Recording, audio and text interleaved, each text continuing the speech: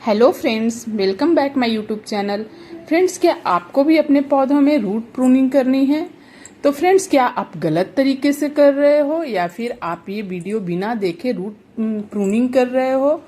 तो हो सकता है कि आप गलत कर रहे हो। थोड़ी सी गलती आपके पौधे को खराब कर देगी, आपका पौधा मर सकता है।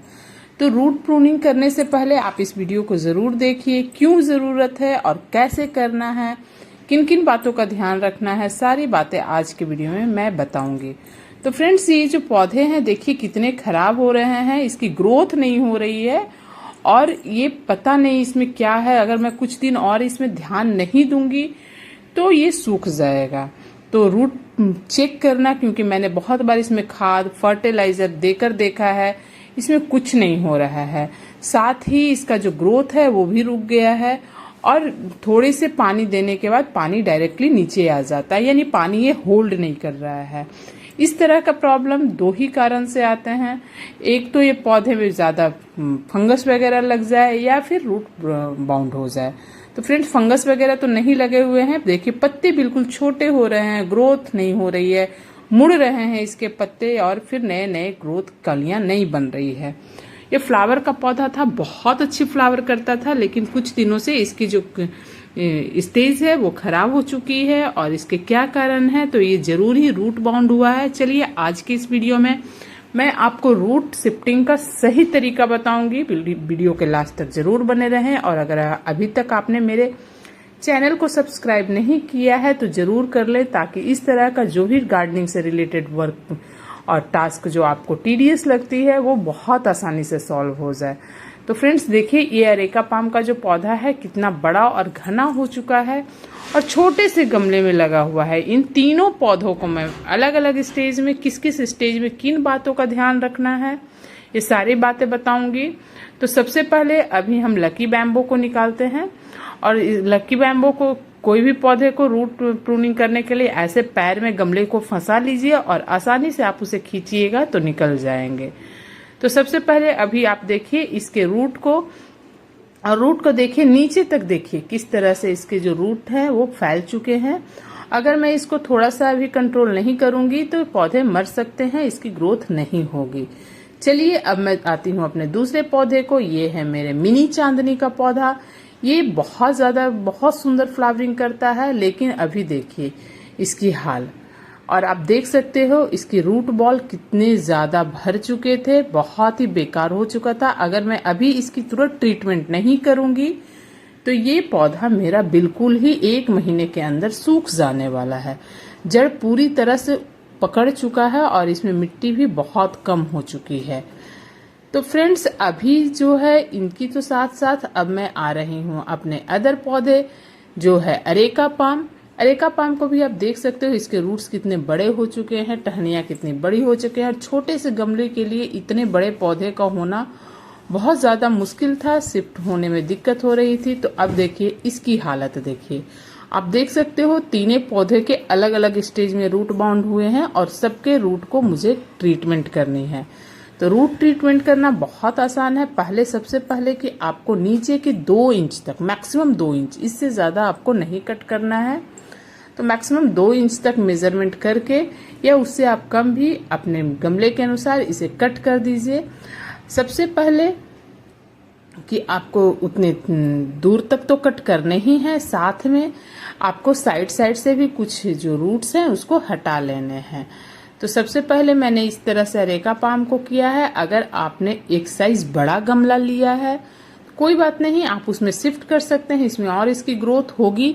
लेकिन जब आपके पास सेम गमले में ही इसे लगाना है, उसी गमले में इसे रखना है, तो आप उसको चारों तरफ से 1-1 इंच, मैक्सिमम 1 इंच और मैक्सिमम नीचे का जो रूट है वो 2 इंच, इससे ज्यादा आपको कट नहीं करना है, नहीं तो रूट बॉल डिस्टर्ब हो जाएगा और पौधे खराब भी हो सकते हैं।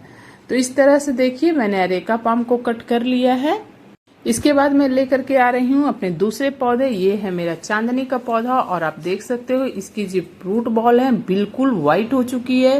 ये पूरी तरह से रूट बॉल हो चुका था और इसका रूट बॉल में देखिए आप मिट्टी की हालत को देखिए, इसमें रूट में कुछ भी मिट्टी नहीं बची है, बिल्कुल रूट बन चुके हैं और इसे भी मुझे सेम गमले में ही लगाना था। तो इस तरह से 2 इंच का मेजरमेंट करके मैंने ऊपर से नीचे से तो कटाई कर ही लिया। अब मुझे साइड साइड से इसके 1-1 इंच की कटाई कर लेना है। तो चारों साइड से मैंने 1-1 इंच की कटाई कर ली है।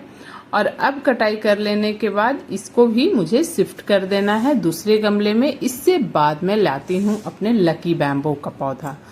लकी बैम्बो को भी मुझे अब इसी तरह से शिफ्ट करना है। तो नीचे के रूट को कट कर लेने हैं। इसमें ज्यादा रूट बाउंस नहीं हुए थे और इसको मुझे थोड़े से कम ही में काम चल जाएंगे। तो जो पूरी तरह से रूट बाउंस था वो था मेरा चांदनी का पौधा, और लकी बैम्बो तो मेरा थोड़ा सा कम रूट बाउंस था। लेकिन ये जो है, इन सब चीजों को करने से पहले आप किसी भी सीजन का ध्यान जरूर रखिए कि आप किस सीजन में कर रहे हो। आप इसे या तो रेनी सीजन में कर लीजिए यानी जुलाई के महीने में, या फिर आप फरवरी मार्च में ये काम कर लीजिए।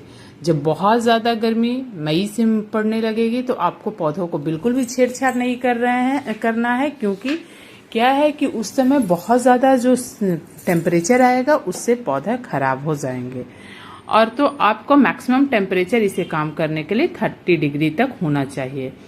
अब बात है कि इसकी रूट को जब कट कर लिए हैं तो अब हमें इस पौधे को न्यूट्रिशन देना है। तो ये जो बाहर जो मिट्टी थी वो खराब हो चुकी थी, उसे मैंने हटा लिया है साइड साइड से। और ये मैंने लिया है अपने कुछ गोबर की खाद, और गोबर की खाद को पोरस बनाने के लिए मैंने 10% तक मैंने मिला लिया है बालू यानी रेत, और थोड़ी सी न्यूट्रिशन देने के लिए मैंने इसमें मिला लिया है थोड़ी सी चाय पत्ती। यूज की हुई चाय पत्ती है जिसे मैं हमेशा स्टोर करके रखती हूँ। और इस तरह से मैंने इसे अच्छे से मिक्स कर लिया है।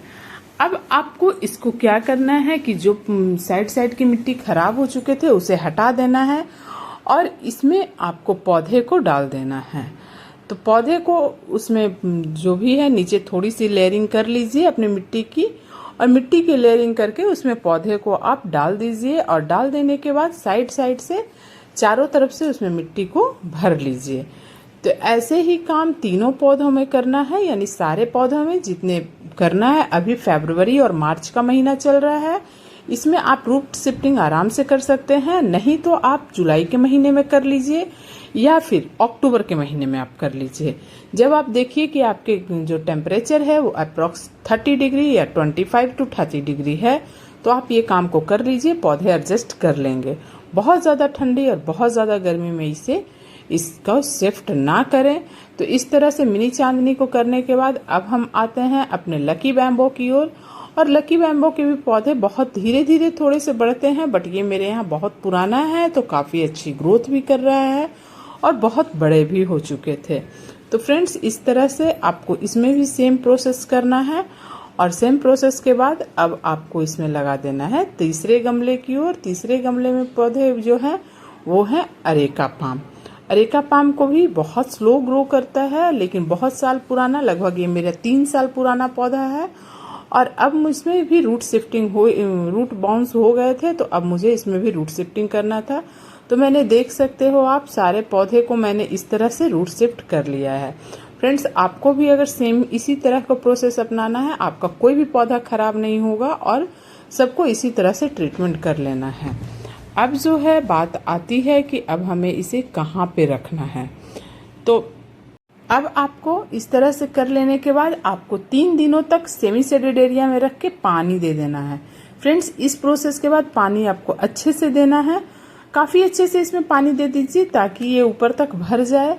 और सभी पौधे में अच्छे से पानी दे देने के बाद इसे मैक्सिमम 3 दिनों तक आप इसे डाल दीजिए सेमी शेडेड एरिया में जहाँ पे धूप कम लगे। और इसके बाद आप इसे फुल सनलाइट वाले एरिया में रख सकते हैं। कुछ ही दिनों में आपके पौधे में नई नई ग्रोथ आ जाएगी और आपका जो प्रॉब्लम है वो सॉल्व हो जाएगा। फ्रेंड्स, इसी तरीके से आपको रूट शिफ्टिंग करना है और आपका जो पौधे का ग्रोथ है वो मेरे पौधों की ग्रोथ की तरह होगा। तो फ्रेंड्स, आशा करती हूँ कि ये सारी जानकारी आपको अच्छी लगी, यूजफुल लगी और आपका एक भी पौधा खराब नहीं होगा। तो फ्रेंड्स, वीडियो को जरूर लाइक कीजिए, चैनल को सब्सक्राइब कीजिए। Keep gardening, stay connected. Thank you.